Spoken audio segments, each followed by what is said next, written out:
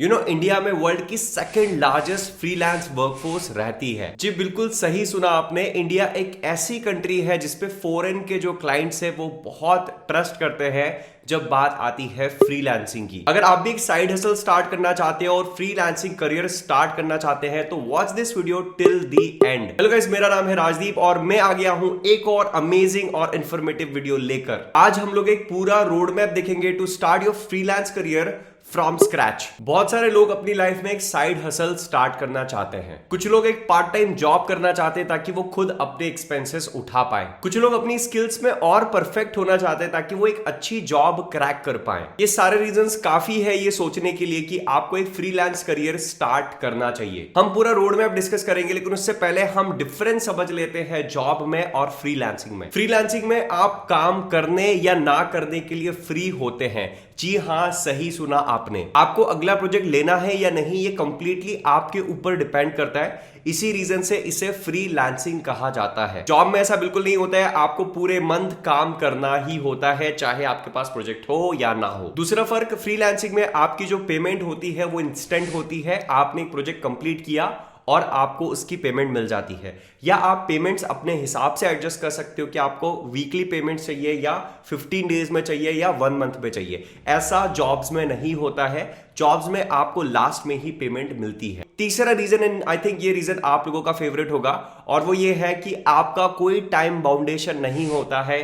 आप कहीं से भी कभी भी काम कर सकते हैं, कोई टेंशन वाली बात नहीं है। सिर्फ आपका काम कंप्लीट और अप टू डेट होना चाहिए। अब इसका मतलब ये नहीं कि आप काम डिले कर सकते हैं। हमेशा फ्रीलांसिंग में भी आपके पास एक डेडलाइन होती है। कोई प्रोजेक्ट अगर आपको 15 डेज में कंप्लीट करके देना है तो देना है।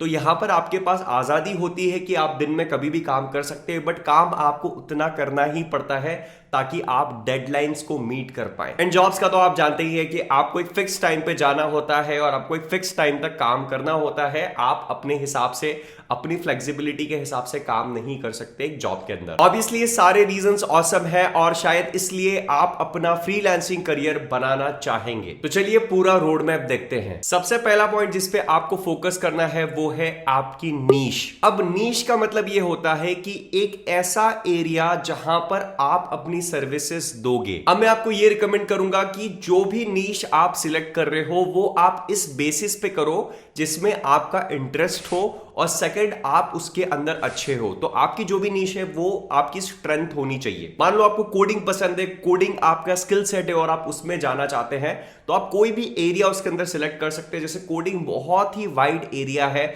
उसके अंदर एग्जांपल के लिए वेब डेवलपमेंट हो गया, ऐप डेवलपमेंट हो गया, डेटा साइंस हो गया, आर्टिफिशियल इंटेलिजेंस हो गया, बहुत सारी चीजें। तो उसमें एक एरिया आप सिलेक्ट कर ले। एग्जांपल के लिए आपने वेब डेवलपमेंट सिलेक्ट कर लिया। एक बार आप अपनी निश डिसाइड कर लेते हैं, उसके बाद आपको क्लाइंट्स को ढूंढना होता है। तो क्लाइंट्स को ढूंढने के लिए कुछ पॉपुलर प्लेटफॉर्म्स है जिनको आप यूज कर सकते हैं। सबसे पहला रिकमेंडेशन होगा मेरा फाइवर, सेकंड होगा फ्रीलांसर और थर्ड होगा अपवर्क। इन प्लेटफॉर्म्स को यूज करके आप क्लाइंट्स को ढूंढ पाएंगे। तो गाइस, क्लाइंट्स को जब ढूंढने की बात आती है तो क्लाइंट्स को एक अच्छा काम डिलीवर करने के लिए आपके पास एक अच्छा स्किल सेट होना जरूरी है।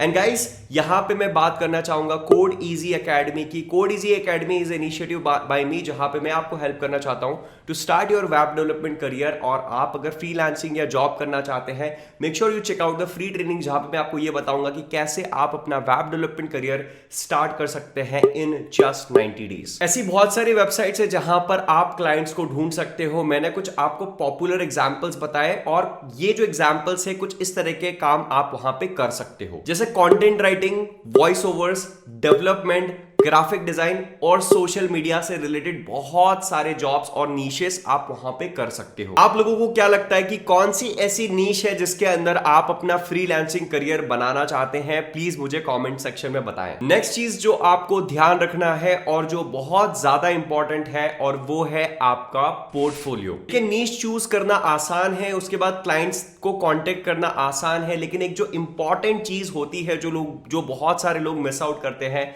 वो है एक स्ट्रॉन्ग पोर्टफोलियो को बिल्ड करना। पोर्टफोलियो को आप फ्रीलांसर्स का रेज्यूमे समझिए। जिस तरीके से जॉब्स में एक स्ट्रॉन्ग रेज्यूमे इंपॉर्टेंट होता है आपके स्किल सेट को बताने के लिए, उसी तरीके से अपने काम को दिखाने के लिए फ्रीलांसिंग वर्ल्ड में आपका एक स्ट्रॉन्ग पोर्टफोलियो होना बहुत ज्यादा जरूरी है। ऑल्दो पोर्टफोलियो रेज्यूमे से बहुत डिफरेंट होता है। पोर्टफोलियो में आप बेसिकली अपना काम दिखा रहे होते हो और रेज्यूमे में आप रिटन फॉर्म में बता रहे होते हो कि आपने क्या क्या काम किया है। तो दोनों में बहुत डिफरेंस है। आप थोड़ी सी रिसर्च करेंगे पोर्टफोलियो के बारे में तो आपको और इंफॉर्मेशन मिल जाएगी इंटरनेट के ऊपर। अगर आपका पोर्टफोलियो स्ट्रांग है तो उस पोर्टफोलियो को देखकर आपके साथ लोग काम करना पसंद करेंगे, और अगर आपका काम पसंद आता रहता है तो वो क्लाइंट आपके साथ काम कंटिन्यू करेंगे। And I think it is very fair. Next point आता है क्लाइंट के लिए सर्च करने के लिए, जो आई थिंक एक और बहुत बड़ा चैलेंज होता है कि हमें काम आता है, सब कुछ आता है, बट हमें ये नहीं पता है कि हम क्लाइंट के लिए कैसे सर्च करें। मैंने जैसे आपको बताया कि बहुत सारी ऐसी वेबसाइट्स है जहां पे आपको फ्रीलांसिंग क्लाइंट मिल सकते हैं। एग्जांपल के लिए फ्रीलांसर हो गया, फाइवर हो गया, अपवर्क हो गया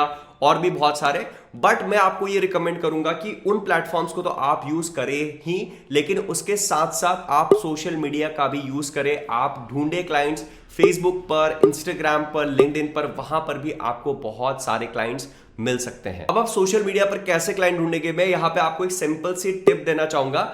आप जाइए, जो भी बिजनेस ओनर्स है आपके एरिया में या फिर कहीं पे भी, उनका इंस्टाग्राम पेज पर जाइए, उनकी वेबसाइट देखिए। अगर वो है अच्छी वेबसाइट है तो इट्स फाइन।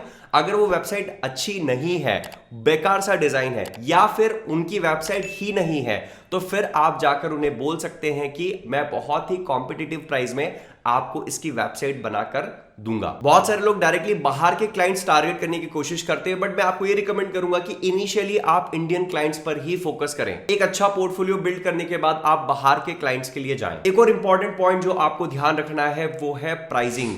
इनिशियली मैं रिकमेंड करूंगा कि आप अपने प्राइसिंग और अपने जो रेट्स हैं उनको कम रखें, क्योंकि कंपटीशन में आप ज्यादा बेटर परफॉर्म कर पाएंगे अगर आपके प्राइसेस कम होते हैं। मैं बात कर रहा हूं जब आप अपने करियर की शुरुआत कर रहे हैं, और शुरुआत में आपका पूरा फोकस होना चाहिए एक अच्छा पोर्टफोलियो बिल्ड करना, क्लाइंट का से काम जो आपने किया हुआ उसको लेकर एक अच्छा पोर्टफोलियो बिल्ड करना।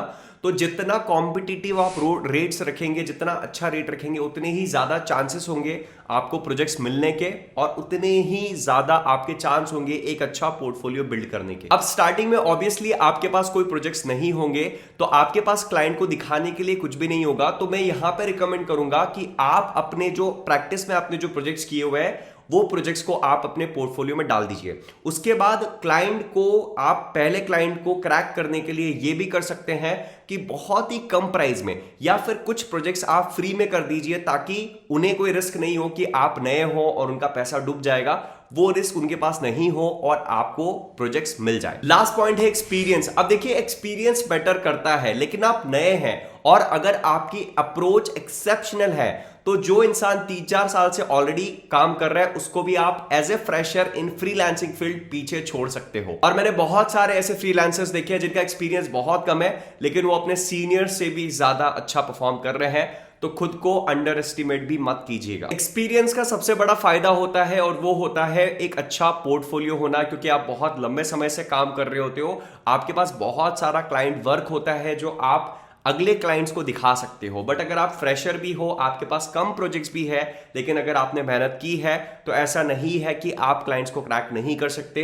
आपको डिफरेंट अप्रोच यूज करना पड़ेगा, बट इट इज 100% पॉसिबल कि आप वो कर पाएंगे। अब ये था एक पूरा रोड मैप आपके फ्रीलांसिंग करियर को स्टार्ट करने के लिए। अब मैंने जितनी भी चीजों के बारे में बात की है उसमें सबसे ज्यादा इंपॉर्टेंट है अपनी स्किल सेट को इंप्रूव करना, अपनी स्किल सेट को एक लेवल तक लेकर जाना। भले अपनी स्किल्स पे कितने ही अच्छे हैं, लेकिन एक चीज आपको कभी नहीं छोड़ना है और वो है सीखते रहना। आपको हमेशा सीखते रहना, क्योंकि ये जो स्पेस है वो पूरी इवॉल्व होती रहती है, नई चीजें आती रहती है और आपको हमेशा अपडेटेड रहना है, हमेशा आपको कुछ ना कुछ सीखते रहना है। और आप जितना सीखोगे ना उसका 1000% तक आपको रिटर्न मिल सकता है अगर आप कंटिन्यूअस लर्निंग करते रहते हैं तो। That's it for this video guys. I hope ये वीडियो को बहुत सारे फ्यूचर फ्रीलांसर्स ने देखा होगा और उन्हें इससे बूस्ट मिला होगा और आगे कैसे प्रोग्रेस करनी है इस फील्ड में उसमें एक डायरेक्शन भी मिला होगा। अगर आपको वीडियो पसंद आया हो तो लाइक कीजिए, चैनल पर नए हो तो सब्सक्राइब कीजिए, और अगर कोई भी क्वेश्चन हो तो make sure you ask that in the comment section. Thank you so much for watching and I will go to see you guys in next video. Bye bye.